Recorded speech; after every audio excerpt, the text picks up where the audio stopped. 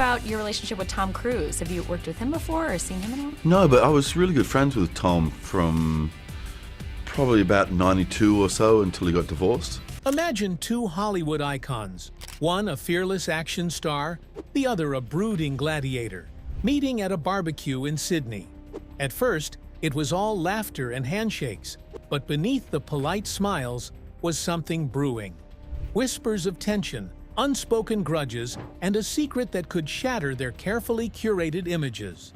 Join us as we dive into the real story of Russell Crowe and Tom Cruise. A tale of friendship, betrayal, and the dark side of fame. The calm before the storm. Our story begins in the warm Australian summer of 1992, a backyard barbecue in Sydney, hosted by none other than Naomi Watts.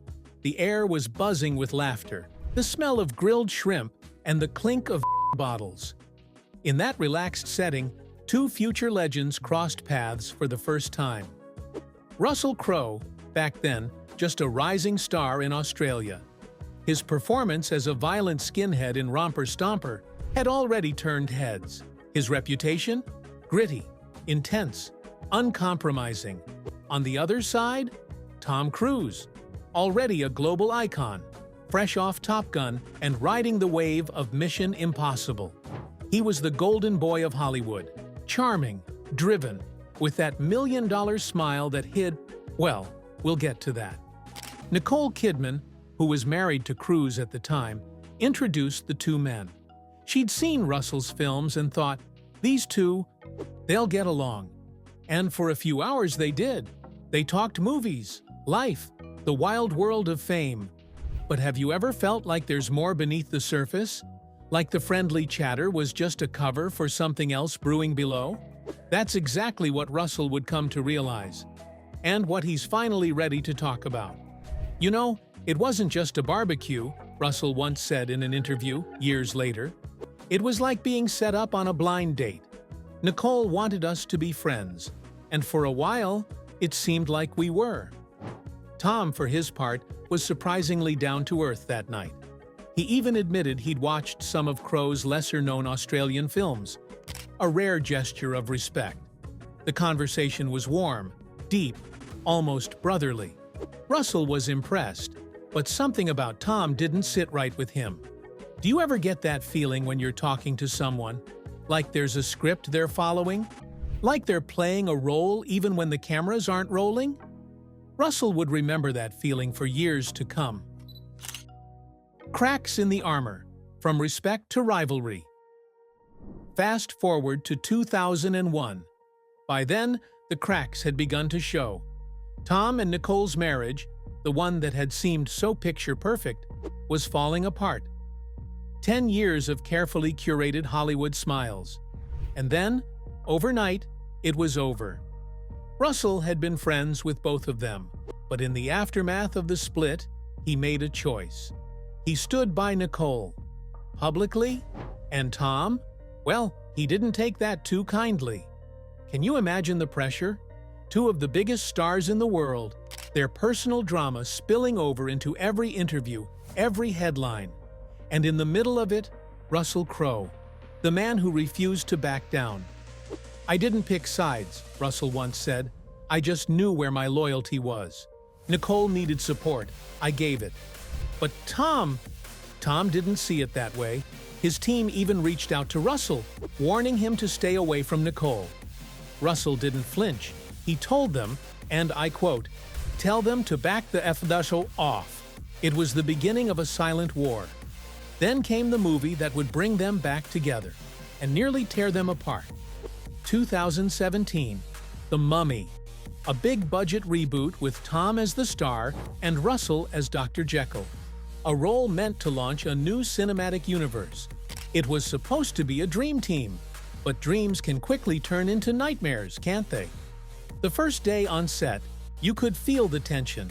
Both men in their 50s, both with decades of Hollywood success behind them, but very different ways of working. Russell wanted to dive into character. He wanted nuance, emotion, depth.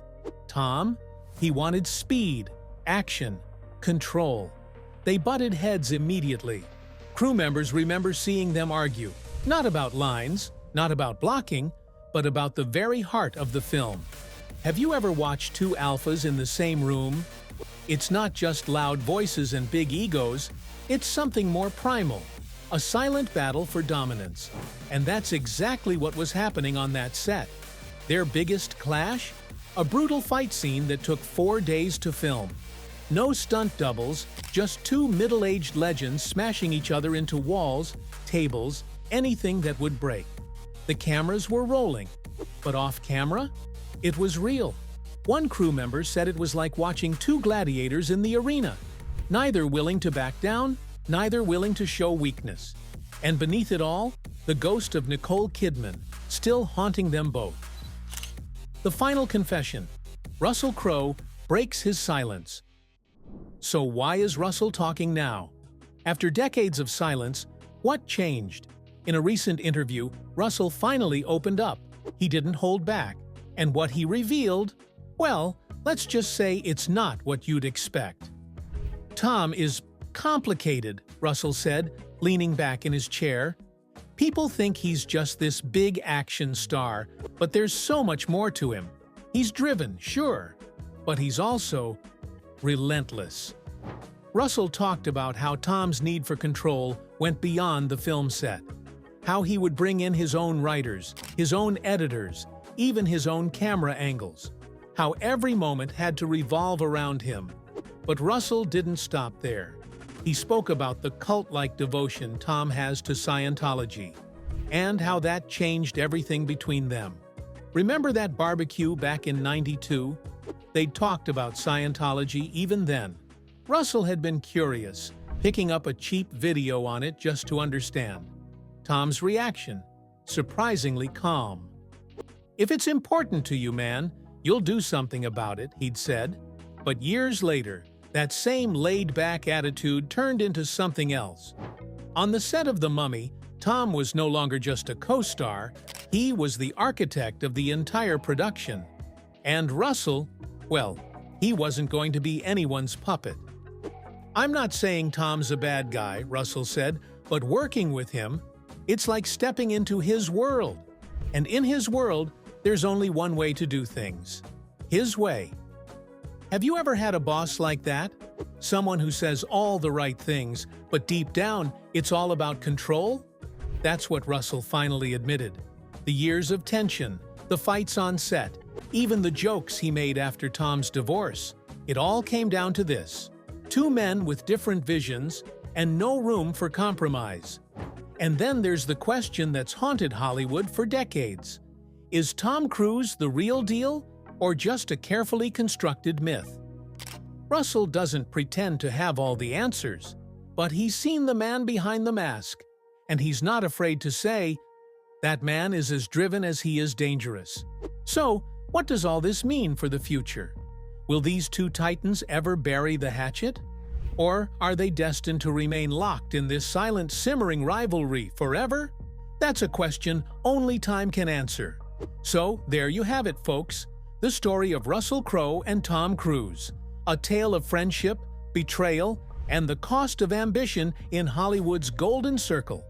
But before you go, let me ask you this. Do you think it's possible for two stars like that, with all their history and baggage, to ever truly work together again? Or is some damage just too deep to heal? Drop your thoughts in the comments below. I'd love to hear what you think. And hey, if you enjoyed this deep dive into the hidden drama of Hollywood, don't forget to give us a thumbs up and subscribe for more stories like this. Until next time, stay curious and stay legendary.